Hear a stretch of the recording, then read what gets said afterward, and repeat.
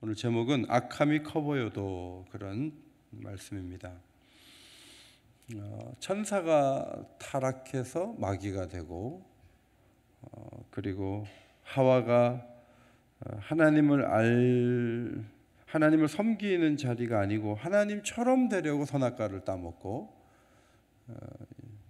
가룟 유다가 선생을 배신하고 그리고 성전에서 일하는 대제사장과 장로들이 새벽부터 예수를 죽이려고 모이고 이런 모습들 정상적이지 않죠.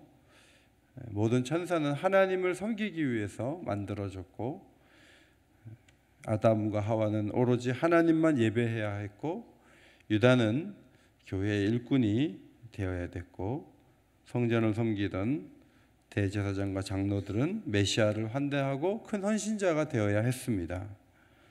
그런데 1절에 보니까 새벽에 모든 대제사장과 장로들이 예수를 죽이려고 의논하기 위해서 모였다. 한두 명이 아니고 모든 대제사장들이 모였다. 그 중에 정신을 갖고 있는 사람이 한 사람이라도 있으면 우리가 사람을 죽이려고 이럴 수 있느냐? 이게 종교냐? 이렇게 나와서 막을 만한데 아무도 그런 사람이 없었습니다. 종교라고 하면 봉사를 전제로 하는 것입니다. 그런데 이들에게는 기득권이었고 그것을 지키기 위해서는 누군가를 공격해야 했던 그런 무서움을 보여주고 있습니다. 하나님의 아들을 몰라봤고 부활하실 것도 몰랐고 예루살렘과 성전이 앞으로 심판을 받게 될 것도 몰랐습니다. 그들은 아는 게 없었습니다.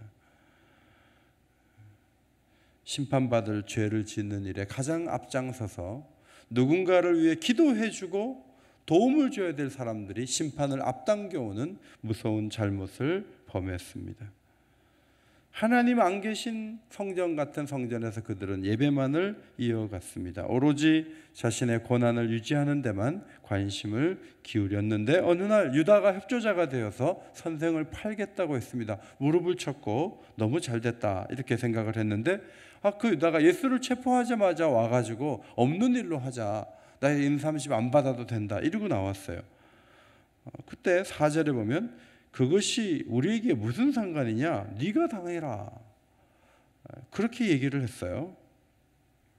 그러니까 환불해 주십시오. 저 예수 파는 거 취소할래요. 그러니까 환불이 무슨 환불? 무슨 잘못이냐? 네가 이제 무슨 일이 생기면 네가 그냥 당해라. 이렇게 얘기를 한 거죠. 물건을 이렇게 샀는데 절대로 환불해 주지 않는 어떤 거친 상인처럼 나왔습니다. 이들에게는 옳고 그른 거 필요 없어요. 그냥 없는 죄라도 만들려고 그랬는데 네가 찾아와 가지고 이렇게 도와줬는데 무슨 소리를 하는 거냐? 우리는 옳고 그런 거 관계없어. 우리는 죄가 없다면 죄를 만들어서라도 무너뜨리는 사람들이야. 이 모습을 보여줬죠. 여러분 처음에 대제사장이 된 사람이 아론인데 아론이 대제사장이 됐을 때는 모든 제사 제도를 통해서 하나님 말씀대로 해야 했고 사람을 살리는 데 초점을 모았어요. 아론이 레위 지파인데 레위 지파에 1개월 이상 일할 만한 앞으로 일할 사람들을 계수하니까 22,000명이었어요. 그런데 모든 지파의 장자들을 계수하니까 22,237명이에요. 237명이 장자가 더 많았어요. 그래서 성전 세겔로 5세겔씩 1365세겔을 더 받게 함으로 이스라엘 전체를 거룩하게 하시려는 하나님의 뜻을 이루었고 대제사장은 그 중심에 서 있었습니다. 히브리서 기자는 대제사장이 한 영원한 한 제사를 드리는 예수님의 그림자이다.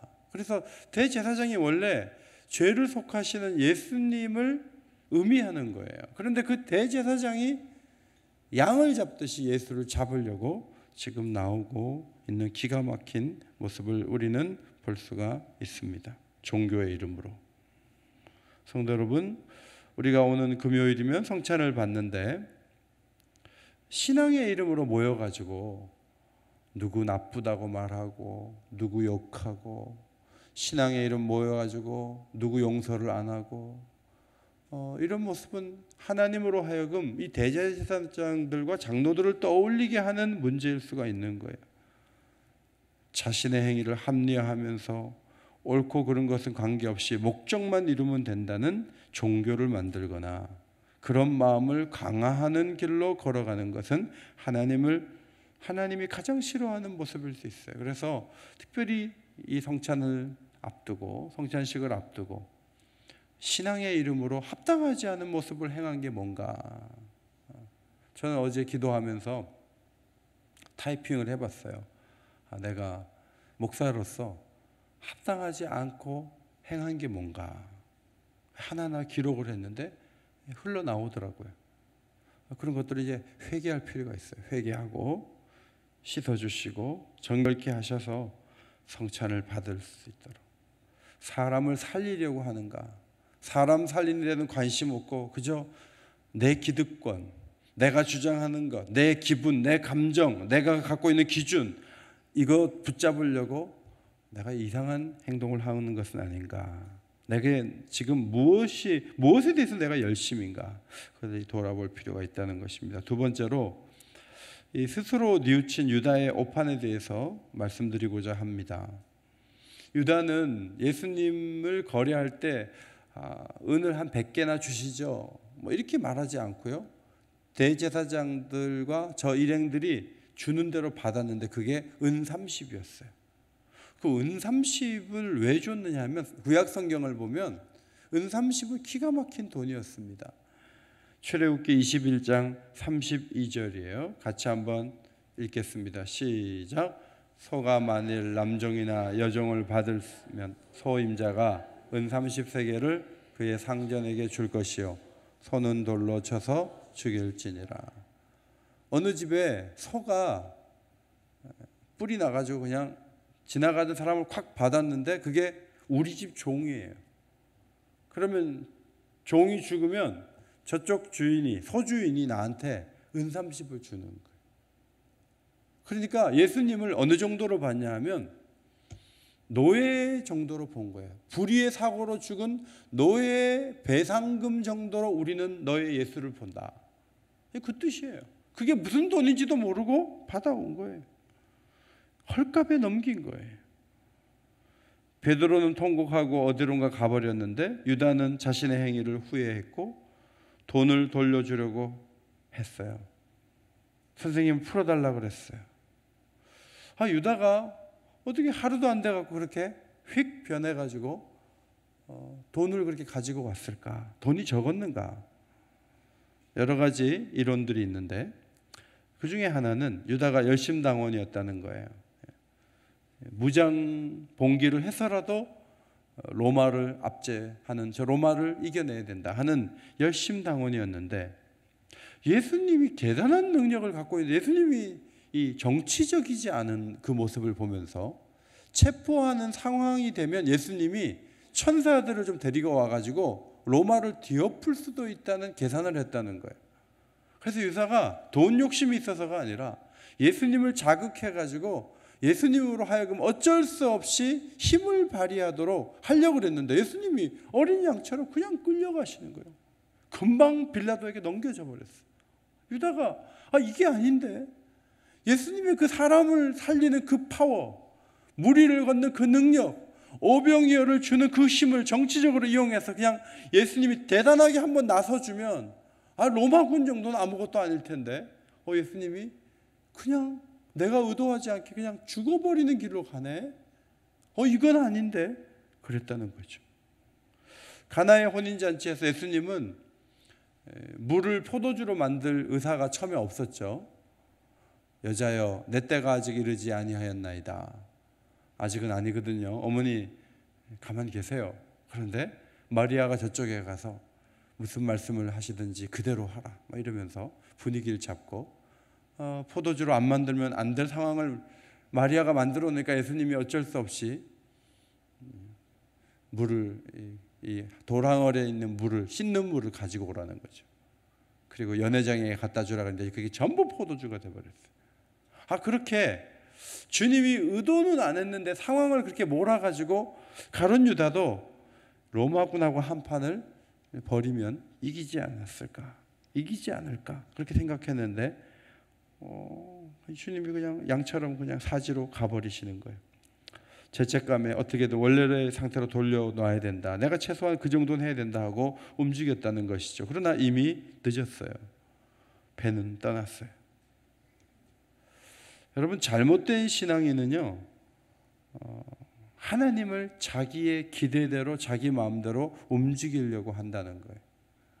자기의 의도와 목적에 맞는 신을 구하는 거예요. 신앙생활 하다 보면 내 인생사에 내가 원하지 않는 일이 일어날 수가 있죠. 그런데 그렇게 열심히 기도하다가 막 화를 내면서 이럴 수 있냐는 거예요.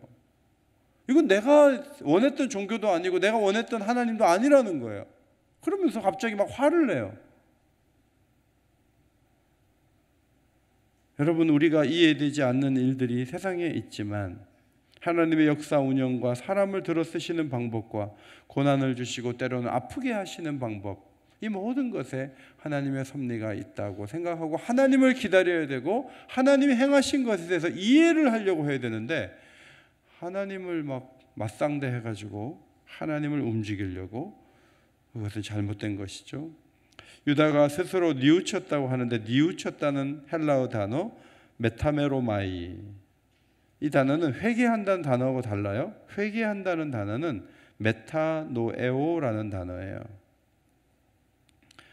이 메타메로마이, 이 뉘우친다는 단어는요, 후회한다는 뜻이에요. 후회한다. 감정적으로 그냥 후회하는 거예요. 회개가 아니에요. 유다는 대제사장들과 장로들에게 찾아가서 돈을 주면서 이거 없는 거래로 하자고 하면서 노력을 했어요. 그런데 유다가 3년 동안 예수님께 기도하는 법을 배우지를 못했어요.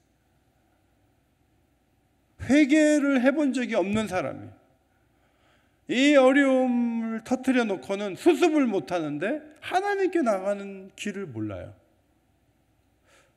제가 우리 교회 목회하면서 제일 아쉬운 게 뭐냐면, 신앙생활을 20년 하신 분들이요, 기도를 못해요. 기도하는 것에 대해서는 아직 시작도 못했어요. 그냥 예배만 계속 드려요. 그러니까 큰일이 터지고 나서 기도를 해야 되는데 회개할 줄도 모르고 부르짖을 줄도 모르고 그냥 인간적인 노력만 하는 거예요. 여러분, 그러면 사태가 해결이 되지 않는 거예요. 오늘 유다는요, 상황을 돌려보려고 인간적인 노력을 하는데 안 되잖아요. 그러니까 유다가 어떻게 했냐면 돈을 갖다가 주는데 안 받아요. 그 돈 성소에 넣을 수 없다고, 자기네 성전고에 넣을 수 없다고 그래요. 이거를요, 성소로 가져갔는데, 유다가 가려면 이방의 뜰을 넘어 여인의 뜰을 넘어 이스라엘 사람들의 뜰을 통과하면 제사장의 뜰이 있어요. 거기가 성소예요.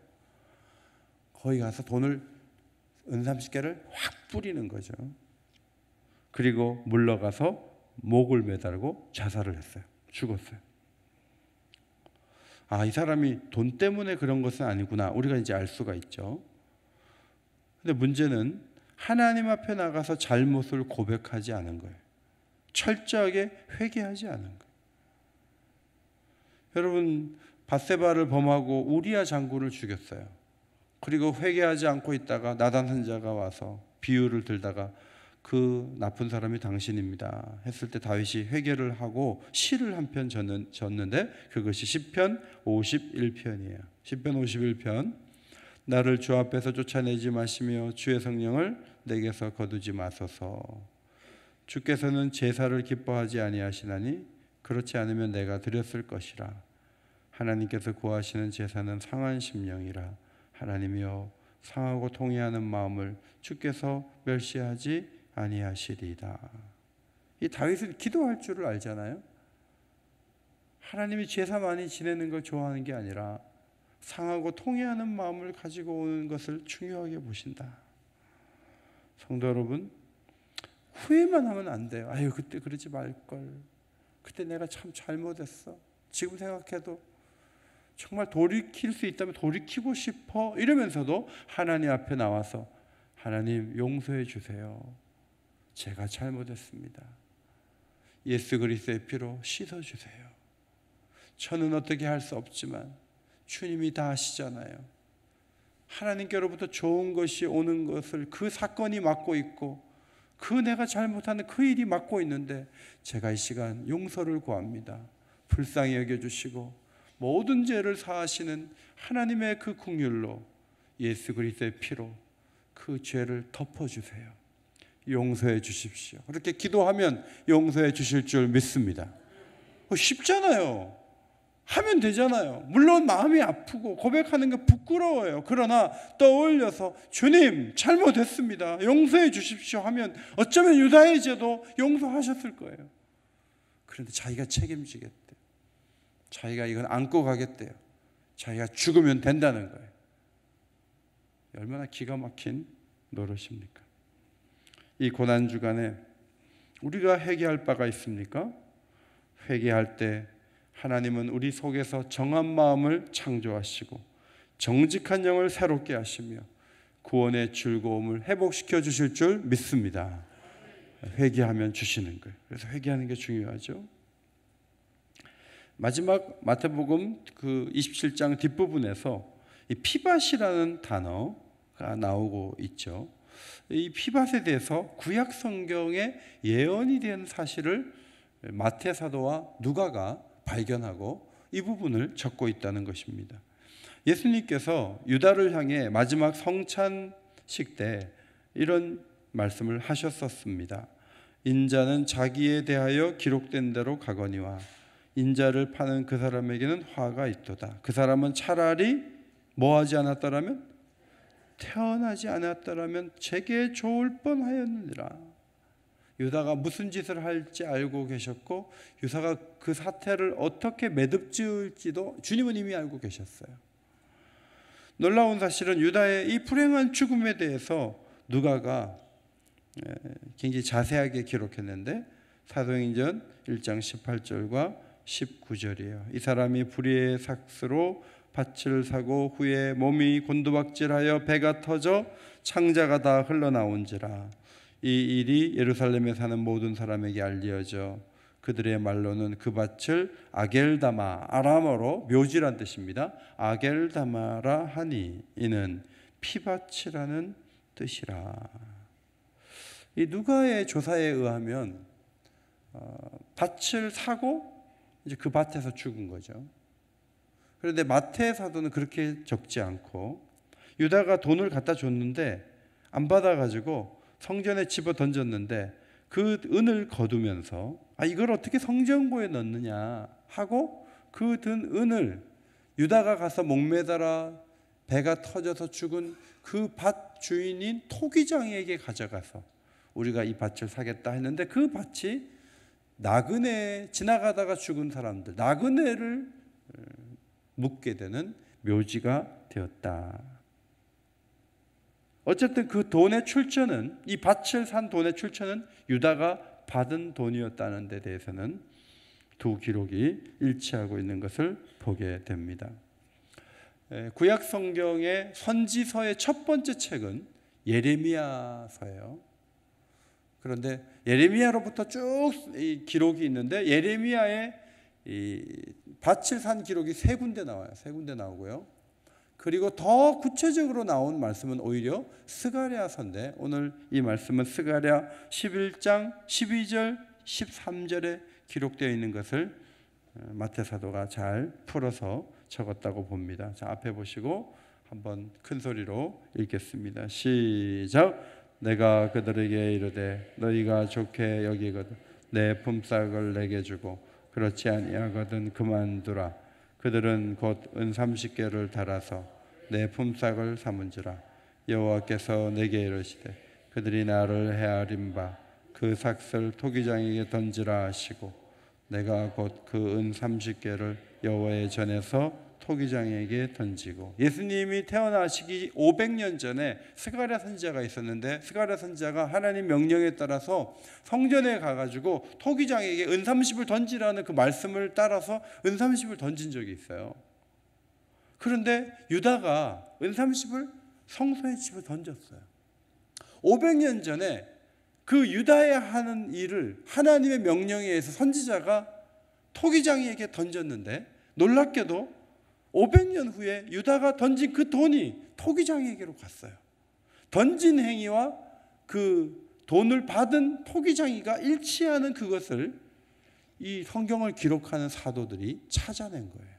그러면서 이 의미 없고 그냥 기억하기에도 이 끔찍한 이 사건이 이미 500년 전에 하나님께서 다 기록해 놓으신 예언 가운데 있다는 사실을 지금 적고 있는 거죠. 무슨 얘기를 하는 겁니까? 뭐 자살하고 죽고 밭을 사고 그게 뭐 무슨 의미가 있냐고 우리는 생각할지 모르지만, 성경을 적는 이들은 성령의 감동 속에서 우연이 아니다. 이 또한 하나님이 이미 알고 계셨고 다 보고 계시는 상황이었고, 하나님의 역사를 끌어가시는 증거로서 이 사건이 있다는 것을 보여줍니다. 성도 여러분, 악행만 보시지 마십시오. 악이 관영하여 넘칠 때 이렇게 악이 많으니까 이제 아무것도 못할 것 같아. 숨도 못 쉬겠어. 예수님의 제자가 배신하더니 목을 매 죽었잖아. 그리고 그 돈으로 밭을 샀대. 뭐 그게 무슨 의미가 있어? 하여튼 악은 무서워. 이렇게만 생각하지 말라는 거예요. 악이 강이 돼서 흐른다 할지라도 여러분, 그 악 위에 하나님이 계셔요. 하나님이 다 보고 계셔요. 하나님이 이미 알고 계셨어요. 우리가 가장 두려운 게 뭐냐면 하나님이 모르는 거예요. 하나님도 모르는데 악이 막 넘쳐가지고 누군가를 죽이고 막 움직여서 악이 모든 교회까지도 삼키는 것 같아. 그게 무서운 거예요. 그런데 여러분, 모든 악에 대해서 하나님은 이미 알고 계셨어요. 아멘입니까? 그러면 문제될 게 없어요. 다 알고 계신데 주님이 알고만 계시겠어요? 대안도 잡으시고 하나님이 다 보호할 자를 보호하시고 이끄실 것을 이끄실 것이라는 믿음을, 악이 아무리 관영해서 아무리 비참하고 아무리 무서운 일을 만든다 할지라도 두려워하지 말고, 그래도 하나님이 계시다, 그래도 하나님이 일하신다 를 바라보시기를 바랍니다. 일제시대가 계속됐을 때요, 1941년 이후부터 5년 동안에 많은 사람들이 꺾어졌어요. 일본을 이길 수는 없다. 일본은 청나라도 삼켰다. 일본을 누가 이기느냐. 그래서 많은 사람들이요, 신사참배 안 하다가 그 5년 사이에 많이 꺾어졌어요. 마음속에 하나님이 계셔도 일본을 이기기는 어렵다, 이런 설득이 된 거예요. 그 설득이 잘못된 거예요. 미국이 아무리 강하고 중국이 아무리 크고 북한이 아무리 악해도 그 위에 역사를 섭리하시는 하나님이 계시다는 사실을 믿으시기 바랍니다. 그래, 믿어야 돼요. 그래서 이제 막 김정은이가 중국 갔더라고요. 열차를 타고 그렇게 가대요. 근데 하나님께서 이 마지막에 저런 세력들을 어떻게 하실지를 우리가 구체적으로 알지는 못하지만 하나님이 그냥 두지는 않으실 것이다. 저 악에 대해서 손을 보실 것이다. 이런 마음을 가지고 역사를 이렇게 지켜보는 우리 나름대로의 여유로움과 마음의 넉넉함이 필요하죠. 그래서 이 사도 바울이 로마서를 쓰다가 아주 무릎을 치면서 쓴 기록이 있는데, 로마서 11장 33절이에요. 한번 큰 소리로 읽겠습니다. 시작. 깊도다 하나님의 지혜와 지식의 풍성함이 그의 판단은 헤아리지 못할 것이며 그의 길은 찾지 못할 것이로다. 하나님의 지혜와 지식은 너무너무 풍성한데 우리의 이 얕은 소견으로 하나님의 판단과 하나님의 이끄심을 파악하기가 어려워요. 그러나 그 지혜와 그 지식과 그 시간과 공간을 뛰어넘는 그 초월한 능력으로 그냥 연을 놔버리듯이 놔버리는 것이 아니라 역사의 줄을 잡고 계신 분이 오늘도 우리 위에 계시다. 이걸 분명하게 믿으세요. 아멘입니까? 그러니까 하나님은 뭔가를 하세요. 어떨 때는 우리 실수를 통해서도 하시고요, 우리의 실패를 통해서도 일하세요. 아멘입니까? 실패를 통해서. 우리 애가 내가 원하는 학교에 우리 아이가 못 갔다. 그래서 다른 학교로 갔는데 거기에 가서 그 학교 선배를 만나서 결혼을 하는 거예요. 그래갖고 이 배우자가 그쪽에 있으니까 하나님 그쪽에 보내시는 거예요. 하나님의 일하시는 거는요, 연결을 이렇게 해보면은 기가 막힌 거예요. 그래서 내가 실수하고 실패하고 또 내가 안타까워하고 이 모든 일을 하나님은 다 활용하셔서 하나님은 일하신다.